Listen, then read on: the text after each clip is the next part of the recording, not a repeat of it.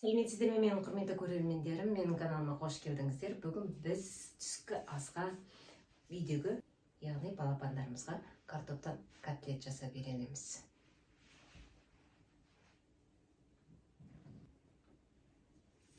Құрметті көрермендерім, видеоның басынан аяғына дейін менімен бірге болыңыздар, бірге жасап үйренейік. Достар, бізге бүгін картоп қажет болады. Картопымызға тұзымызды салып, мундир қылып пісіріп аламыз.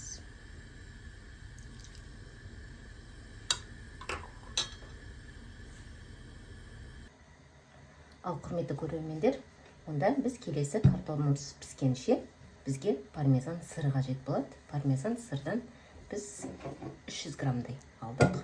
Шестерканың майда жағынан өткізіп аламыз.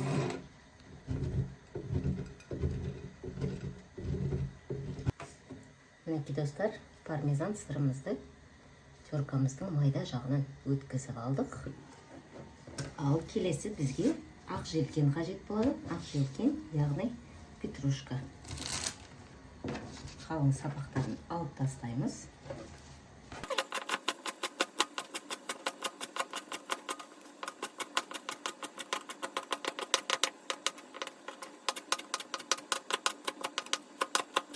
Мінекей достар, картопымыз пісті. Енді картопымыздың сыртын жақсылап тазалап аламыз.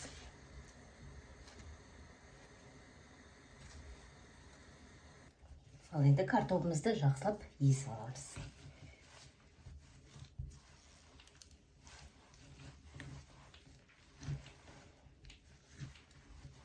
Ал енді картошкамызды үлкенде ыдысқа салып алайық. Ыдысымыз кішірек болатын тәрізді.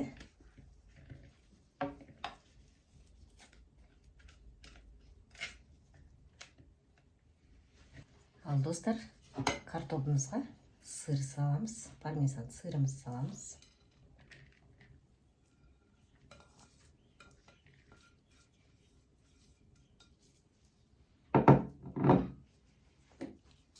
Ақ желкен, петрушкамызды саламыз. Және бізге 2 жұмыртқа қажет болады.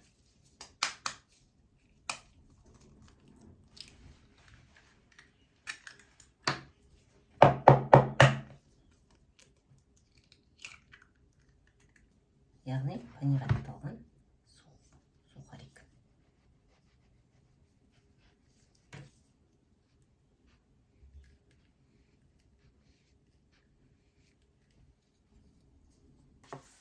Достар, бірінші жақсылап араластырып алмай тұрып, біз үстіне қара бұрыш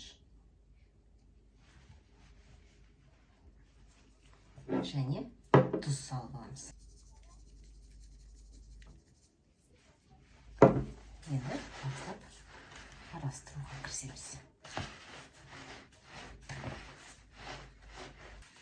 Мінекей достар, жақсылап езіп араластырып алдық. Езіп типін жақсылап араластырып алдық. Енді осыдан біз маленький котлетиктер жасаймыз.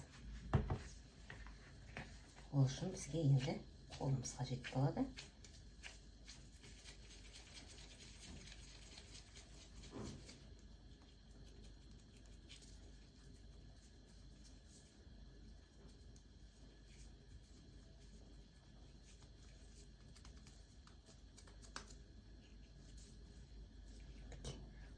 Осындай қылып, майда дөңгелектеп котлеты жасаймыз, шариктер.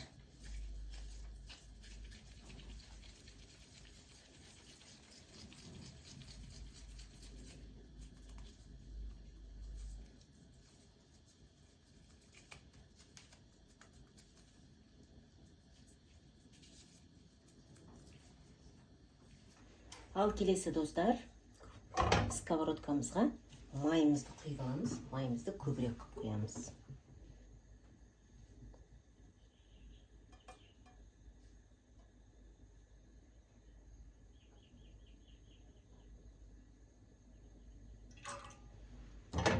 Енді сковородкамызға майымызды құйып қыздырып аламыз. Ал мінекей достар, майымызды жақсылап қыздырдық. Енді осының үстіне котлеттерімізді жаңағы пюреден қуырып аламыз.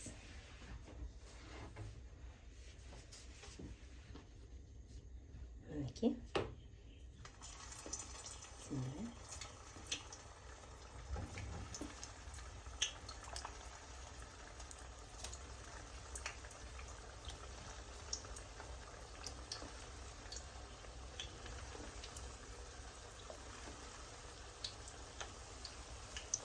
Қызыл-қызыл болып піскенше жақсылап қуырып аламыз.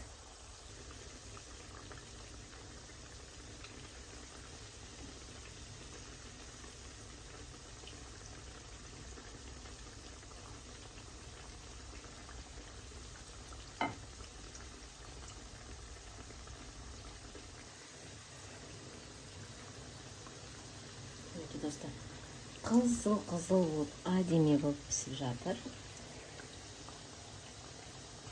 Қараңыздаршы, қандай керемет.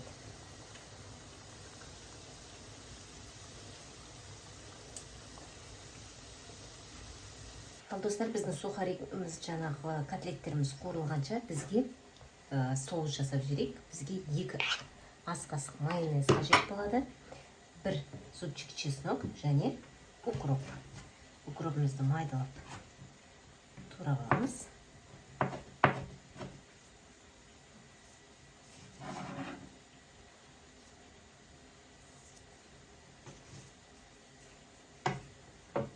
Чесногымызды теркадан өткізіп аламыз. Және де бізге қара бұрыш қажет болады. Азғантай қара бұрыш қосамыз. Және тұзымызды саламыз.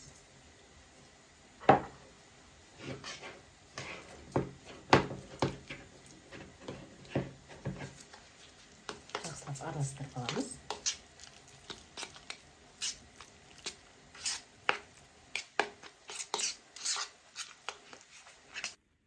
Мінекей, құрметті көрермендер, біздің котлеттеріміз дайын. Қараңыздаршы, қандай қытырлап тұр.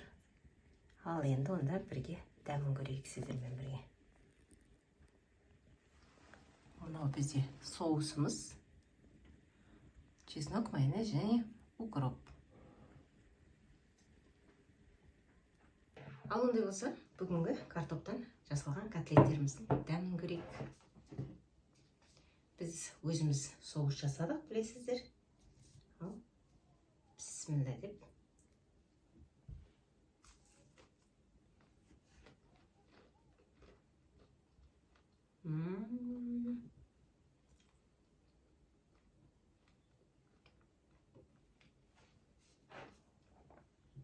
Дәмі деген достар, енді керемет. Адамай қойын, осыменен бір 2-ші рет, 3-ші рет жасап тұрмын. Балдар өте сүйсініп жейді.